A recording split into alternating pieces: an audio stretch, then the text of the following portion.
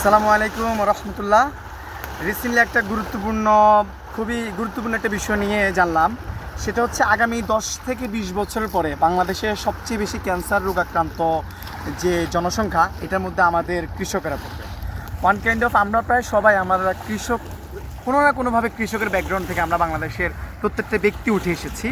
কিন্তু এটা খুবই কনসার্নের বিষয় যে আমরা আমাদের যে ব্যাকগ্রাউন্ডে যারা কৃষক ভাইয়েরা আছেন, সিনিয়ররা আছেন, তারা রোগাক্রান্ত হবে। এই যেই পরিমাণ কীটনাশক জমিতে ব্যবহার করা হয়, যেই পরিমাণ সার, রাসায়নিক বিভিন্ন কেমিক্যাল ব্যবহার করা হয়, পাতার মধ্যে, ফলের মধ্যে স্প্রে করা হয়, এটি একটা পর্যায়ে গিয়ে আমাদের লং টার্ম একটা ইফেক্ট ফেলবে। একটা উদাহরণ দিই যে আমরা আসলে কতটা দায়ী। আমি পার্সোনালি দায়ী, আমার ফ্যামিলি মেম্বার দায়ী, আপনি দায়ী, আপনার ফ্যামিলি মেম্বার দায়ী যিনি বাজার করে। আমরা সাধারণত একটা যদি একটা বেগুন কিনতে যাই, তাহলে রোগাক্রান্ত বা পোকার আক্রমণ করা কোনো বেগুন আমরা কিনি না। আমরা কি করি, যেটা ফ্রেশ সেটাই বেছে নিই।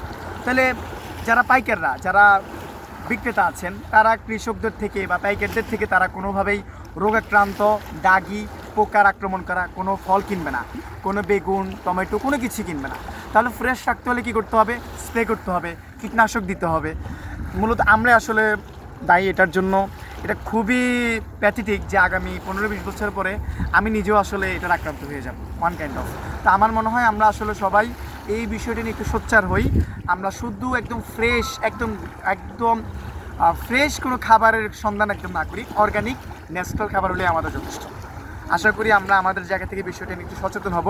ধন্যবাদ সবাইকে।